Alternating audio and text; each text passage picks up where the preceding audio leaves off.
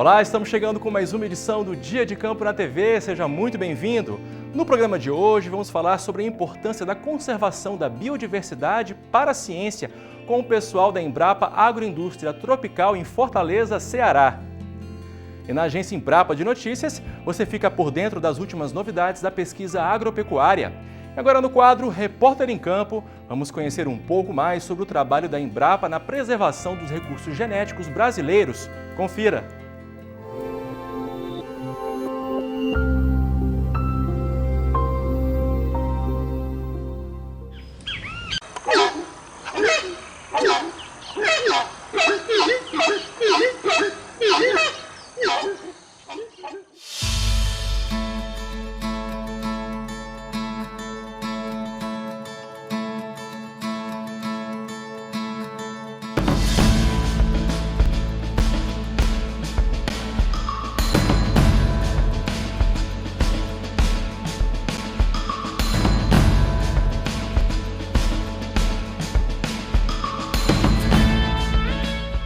São mais de 350 mil espécies conhecidas de plantas no planeta. Mas a gente usa poucas delas na agricultura e na alimentação. No máximo, utilizamos em torno de 30 espécies vegetais no dia a dia. Deu para perceber como a nossa dieta é pouco diversificada, se comparada a tudo que existe pelo mundo? A maior parte do que a gente come é produzida por plantas muito parecidas entre si. Enquanto o produtor cultiva plantas domesticadas, com características que ele já conhece, outras plantas crescem livres por aí. São as chamadas plantas silvestres. E por se multiplicarem livres há bastante tempo, se adaptaram ao ambiente onde estão. Por isso, carregam informações genéticas para características diferentes, que poderão ser importantes no futuro. Essa variação de características, os pesquisadores chamam de diversidade genética. Apesar de fazerem parte da mesma espécie, as plantas variam em altura, formato, cor. Isso acontece com todas as espécies de vegetais, com animais e também com micro-organismos, o conjunto de todos esses seres vivos. E a interação entre eles é chamado de biodiversidade. E a parte da biodiversidade que é usada pelas pessoas se chama recursos genéticos. Agora, já pensou se tudo isso se perde? Instituições como a Empresa Brasileira de Pesquisa Agropecuária, a Embrapa, já. Por isso, mantém vários laboratórios no país. E espaços como este. Coleções para conservar o máximo de plantas, animais e micro-organismos diferentes que existem por aí. Só que armazenar tudo isso não é fácil. Esses espaços abrigam plantas silvestres que se adaptaram ao ambiente naturalmente, as cultivadas, que foram desenvolvidas pelos agricultores e pela pesquisa para ter certas características, e algumas que vieram de outros países e que abrigam características ligadas ao seu local de origem. E isso é feito por meio de sementes, por meio do cultivo em vidrinhos como estes, em casas de vegetação ou diretamente no campo. Os animais também são mantidos em fazendas de conservação como estas, chamadas de núcleos de conservação. Guardam raças trazidas pelos colonizadores que se adaptaram às condições locais com o tempo. Os pesquisadores também conservam sêmen, ovócitos e embriões congelados em nitrogênio líquido. Os micro-organismos, por sua vez, são mantidos desidratados, refrigerados ou congelados. Eles são importantes por vários motivos. Ajudam a manter o solo mais fértil para o desenvolvimento de plantas e animais. Contribuem para o controle de pragas e doenças nas lavouras e conseguem até impedir o desenvolvimento de plantas invasoras. E você sabia que são os micro-organismos que realizam a fermentação da massa do pão, convertem o leite em queijo e transformam a matéria orgânica em adubo? São eles também os responsáveis pela fermentação do vinho e da cerveja. Cada uma dessas amostras que a gente falou até aqui é chamada de acesso. Esses diferentes tipos de amostras são o que chamamos de germoplasma. Por isso, essas coleções são chamadas de bancos de germoplasma. É como uma poupança para a humanidade, onde os recursos genéticos são conservados. A superpopulação e a eliminação das plantas e animais de cada região, as mudanças climáticas e o investimento em monoculturas para a produção agrícola têm causado o que os pesquisadores chamam de erosão genética. Isso significa que várias espécies e todas aquelas características diferentes estão ameaçadas e podem desaparecer. Por isso é necessário guardar o máximo de recursos genéticos possível. O que todo mundo quer é assegurar a diversidade de plantas, animais e micro-organismos, e assim garantir a produção de alimentos para uma população que só cresce. Os recursos genéticos são uma herança de toda a humanidade e nós somos seus guardiões, responsáveis por sua preservação para o futuro.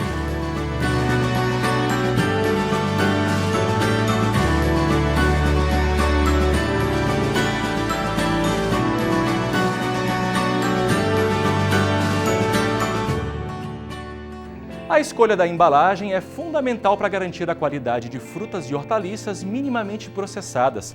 Vamos ver agora quais são os tipos de filmes plásticos mais utilizados nesse processo. Acompanhe.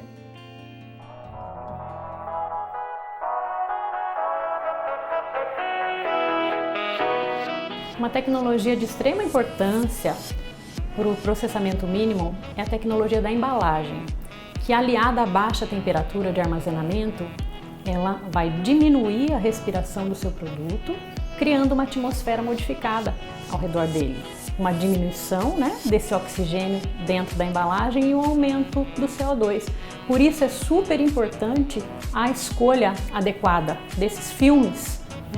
E hoje a Embrapa vem trabalhando muito em pesquisas relacionadas ao desenvolvimento de filmes comestíveis, filmes recicláveis e de fontes renováveis. A escolha desses filmes, dessas embalagens, é de extrema importância para a manutenção da qualidade do seu produto e aumento da vida útil.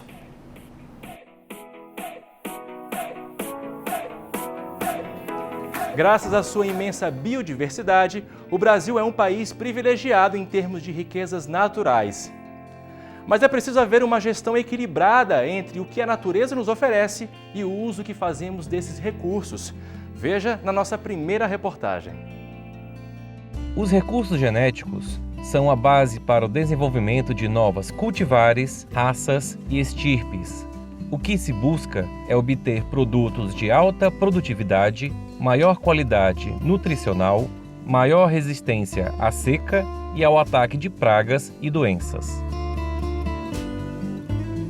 Em novembro de 2018, Fortaleza sediou o 5º Congresso Brasileiro de Recursos Vegetais.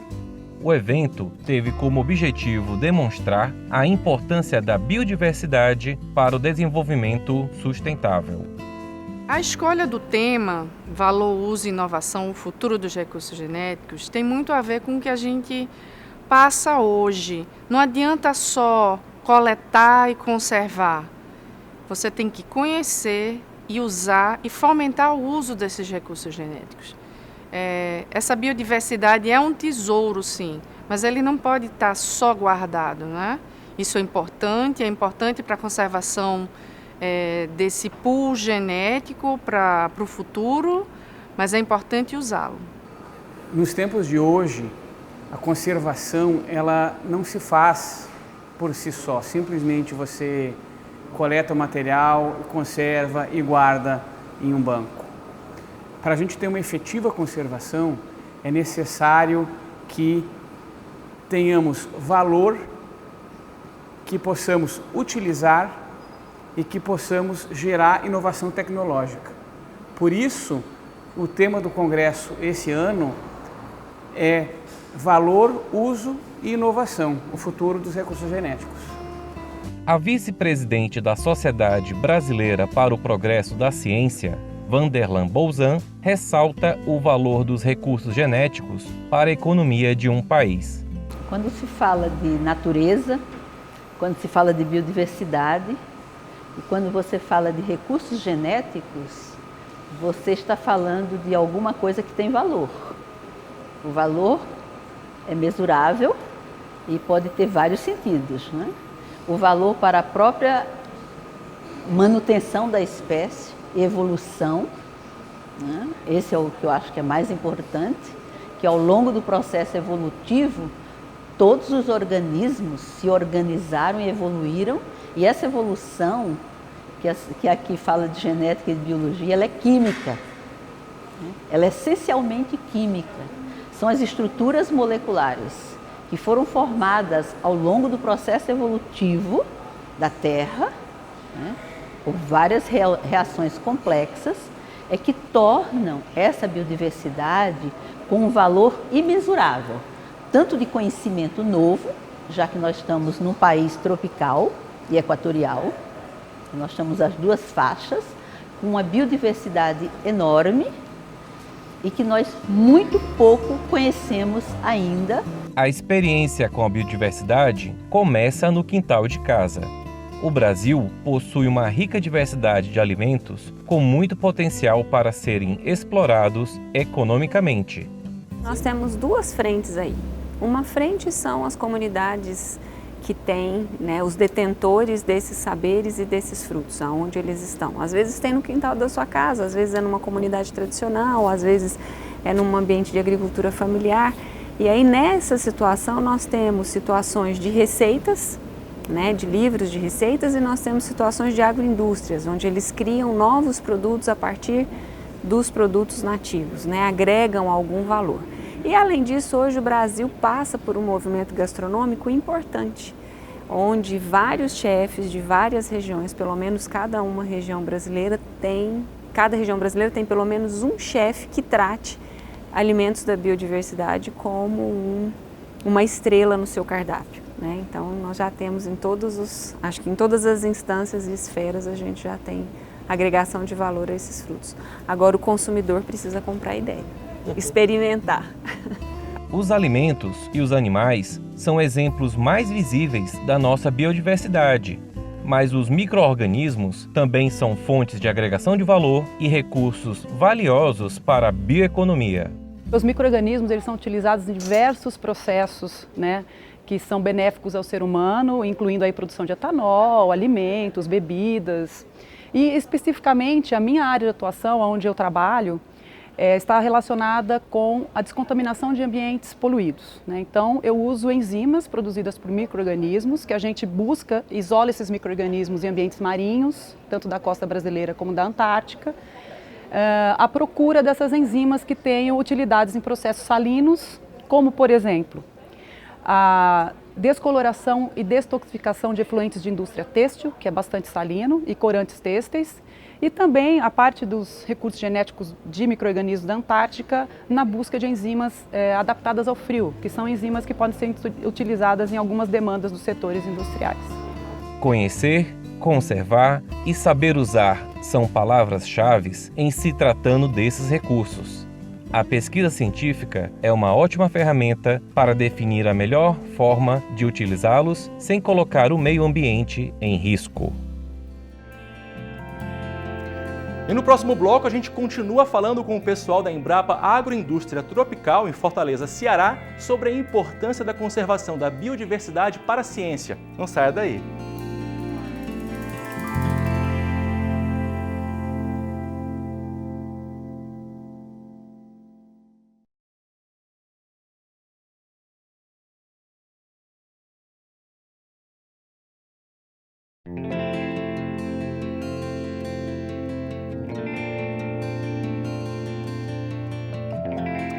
Estamos de volta com um Dia de Campo na TV, com mais detalhes sobre a importância da conservação da biodiversidade para a pesquisa. Agora que a gente já sabe o que são recursos genéticos e a importância da conservação para a pesquisa, vamos conhecer algumas novidades que estão vindo por aí, do laboratório direto para a sua casa. Confira na nossa segunda reportagem. Em um cenário de grandes mudanças climáticas e profundas transformações no modo como produzimos alimentos, os recursos genéticos têm um papel decisivo na busca por soluções. As palestras e as apresentações do 5º Congresso Brasileiro de Recursos Vegetais são uma boa amostra das inovações que estão sendo gestadas nos laboratórios e nos centros de pesquisa do país. Vamos conhecer algumas dessas novidades que logo chegarão ao mercado. Na área de frutos tropicais, as exigências dos consumidores vão além da nutrição. O alimento do futuro deve nutrir, mas também gerar benefícios à saúde humana.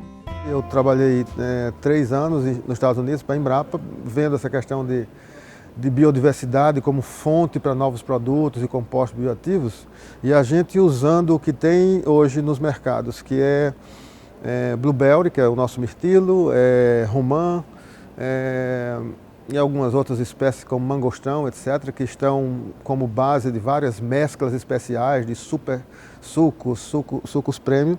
A gente pode ver que o açaí já tomou conta de todos os mixes de frutas especiais do mundo como a base para esses produtos. Como o açaí, nós temos jabuticaba, temos várias outras mirtáceas importantes, como pitanga, como alguns tipos de araçás, etc., que tem uma possibilidade enorme, né? A família mirtácea, que é a família da goiaba, tem uma composição que pode nos levar a vários produtos especiais com impacto não só para um consumidor que quer algo diferente, mas também para um consumidor que quer ter um impacto positivo na sua saúde usando uma matéria-prima dessa como fonte de alimento. A batata é a principal hortaliça de cultivo do Brasil. No entanto, as mudanças provocadas pelo aquecimento global podem prejudicar seu cultivo nos próximos anos. A pesquisa em recursos genéticos busca evitar que isso aconteça. Na verdade, o que a gente busca é ampliar a janela de produção e, na verdade, não só ampliar, mas também fazer com que ela não... O que tem acontecido com bastante frequência nos últimos anos são aqueles estresses ou de excesso de chuva ou de falta de chuva, calores fora de época. Então, o clima está muito estranho. E aí, então, o que a gente está buscando é que o material, algum genótipo, que ele consiga ser mais homogêneo em termos de produção, que consiga ter uma tolerância maior a essas mudanças. A nanotecnologia também é um cenário bastante promissor para os recursos genéticos. Muitas das ações têm envolvido, sobretudo, o uso de recursos biológicos como insumo para produzir nanomateriais dentro de uma vertente que a gente chama de nanotecnologia verde.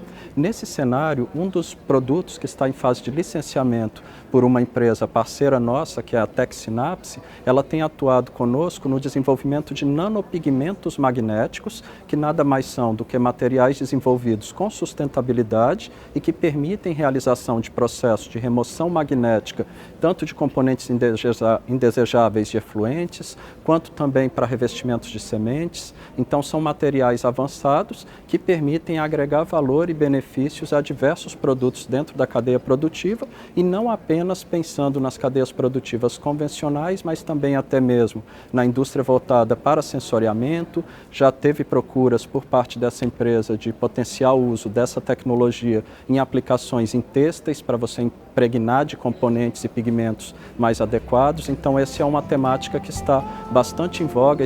Na área dos recursos genéticos animais, o veterinário Alexandre Rodrigues aponta a necessidade de uma produção sustentável em se tratando da preservação da fauna nativa. Uma das práticas que tem sido incentivada é justamente essa produção sustentável de animais silvestres. Algumas espécies como os porcos do mato, os jacarés, cutias, tatus, todos esses animais têm sido fomentados, a criação deles em cativeiro, visando justamente produção de proteína. Inclusive o próprio porco do mato é um animal adaptável a regiões onde os animais domésticos não costumam se adaptar. Então ele seria uma espécie extremamente louvável para ser utilizada em áreas inóspitas. A humanidade sempre usou e desenvolveu recursos genéticos para a alimentação e a agricultura. O que as atuais pesquisas mostram é que, se os desafios são imensos, estamos cada vez mais preparados para lidar com eles. Gostou do assunto de hoje? Quer saber mais? Quer tirar alguma dúvida? Então anote o telefone da Embrapa Agroindústria Tropical em Fortaleza, Ceará. O telefone é código de área 85 3391 7100 ou pela internet no embrapa.br/agroindústria tropical. Vamos ver agora com o pessoal da Embrapa Gado de Corte de Campo Grande, no Mato Grosso do Sul, os cuidados que devem ser tomados antes de começar a correção e a adubação de pastagens. Acompanhe.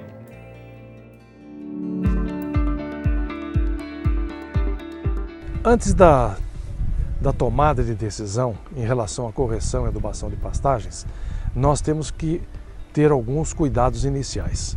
Primeiramente, nós temos que conhecer o histórico da área, o que foi naquela área, se ela está aberta há muito tempo, se aquilo já foi agricultura em algum momento ou alguma pastagem.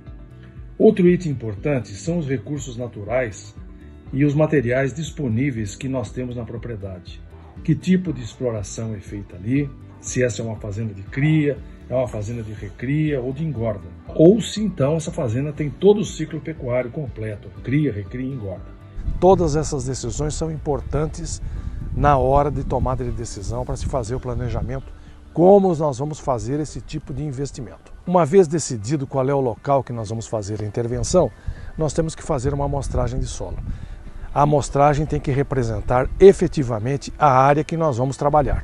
Após o retorno dos resultados do laboratório, então nós temos aquela fase de interpretação dos resultados. Deve-se procurar um técnico para se fazer uma avaliação do que está naquele boletim de análise, né? Qual é a composição química do solo, como é que está a fertilidade do solo naquele momento. Nós temos necessidade de corrigir a acidez? É apenas uma correção, uma reposição de cálcio e magnésio? Então, o boletim de análise de solos vai nos indicar isso. De posse das informações e da interpretação dos resultados, decidido qual é o sistema de produção que nós vamos utilizar, então nós vamos ver qual é a forrageira que estaria apta para contemplar aquele investimento que vai ser feito. Uma vez decidida qual a forrageira que nós vamos utilizar, nós temos que fazer uma estimativa do custo. Os custos de correção e adubação, eles são variáveis e depende da necessidade do investimento e da expectativa que o produtor tem. Nós também temos que pensar numa estratégia de utilização dessa forragem. Nós temos os números de animais necessários para fazer a colheita do material que vai ser produzido. Toda vez que nós fazemos uma correção, uma adubação, nós passamos a produzir mais alimentos. Então nós já temos que planejar o uso e aí evitarmos a degradação, que é praticamente o maior problema que nós temos nas pastagens brasileiras. Outras informações adicionais importantes das forrageiras disponíveis, vocês poderão encontrar no aplicativo Pasto Certo, que está disponível para os sistemas iOS, para os sistemas Android e pode ser baixado gratuitamente na web. E será de muito bom uso para aqueles que querem saber mais detalhes sobre as forrageiras disponíveis no mercado nacional. E quem já está aqui com a gente no estúdio é o Eduardo Pinho, que veio trazer as últimas novidades da pesquisa agropecuária com a agência Embrapa de Notícias. Eduardo, seja muito bem-vindo. O que tem de novidade para hoje? Tudo bem, Augusto? Me diz uma coisa, você sabe da importância das abelhas para a gente, né? Não, são super importantes para os ecossistemas e também para a produção de alimentos, né? Isso mesmo, exatamente. Mas o que acontece? Em algumas épocas do ano, elas têm mais dificuldade para encontrar alimentos, o que pode afetar até mesmo a sobrevivência das colônias. É por isso que pesquisadores estão avaliando o impacto de dietas artificiais na saúde das abelhas sem ferrão. O estudo, que contou com a participação da Embrapa, mostra que essa ferramenta pode ser interessante para alimentar as abelhas, mas também alerta que o pólen natural está longe de ser substituído. Qual seria então a solução para isso?